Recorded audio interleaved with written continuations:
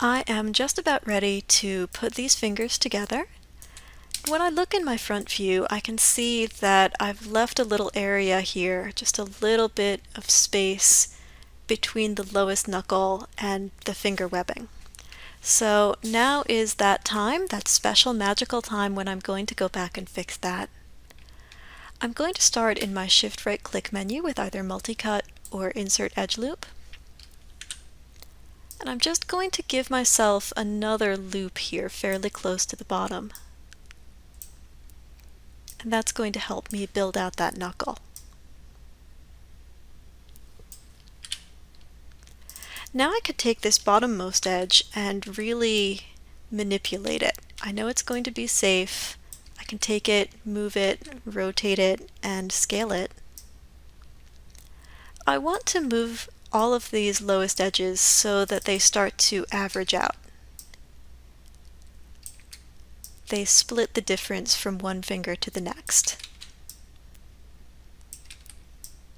They don't necessarily need to touch, they don't need to be perfect, but I would like them to start to even out. And I can use this new edge that I put in to help maintain the shape of the finger.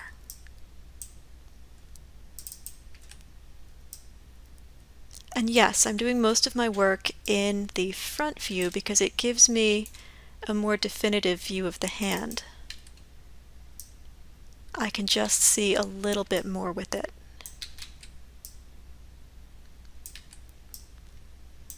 So we'll spread that out and then take this and maybe rotate it a little bit, pull it down, stretch that out. We'll do the same thing here. I'm going to shift this over here, spread it out a little bit, and then pull this one up. Maybe scale that up a touch. If you feel that your fingers need more detail, now is a perfectly good time to add it, but for me that looks perfect. So let me go back to 3 mode. And that looks pretty good. Something weird happened to my pinky, and I'm never going to know what, and that's okay. Try moving that vertex a little bit and see if that helps. So I'm in vertex mode. I'm going to move to edge mode for a second because right now each of these bottom fingers are basically an island unto themselves. And that means that right now at the base I've got 4 times 8 edge loops. What's that, 28? It's a lot of edge loops. So I'd like to do something that both reduces the amount of geometry that I have down here at the base of the fingers and also helps me to create some of the webbing between the fingers. For this, I am going to use my vertices. I'm going to select a pair of vertices that are directly across from each other on these fingers, like so. And in my Shift right click menu for vertex mode, I'm going to go to Merge Vertex. This gives me 3 options.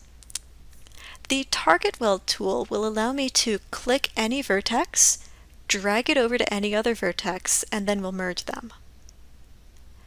Merge vertices will merge overlapping vertices.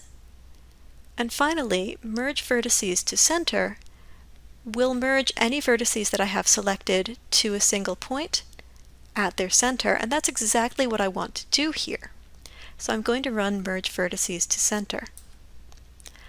I'm going to repeat that process for the next pair of vertices out, that's these 2, and again I can Shift right click, Merge Vertices to Center, and then for these 2, maybe I will press the G key now that I've run Merge Vertices to Center. That's my previous command.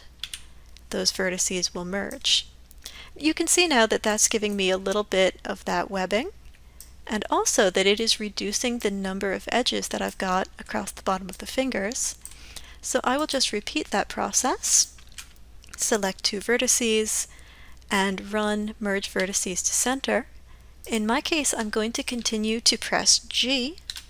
If you're not comfortable with the G key and you would like to continue to shift right click, merge vertices to center, that's totally fine. Don't worry about me. Use your best workflow.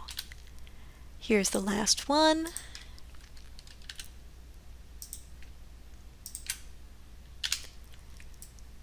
And lovely. If I go back to object mode and deselect, I always love this part because it looks like a really weird empty hand glove thing.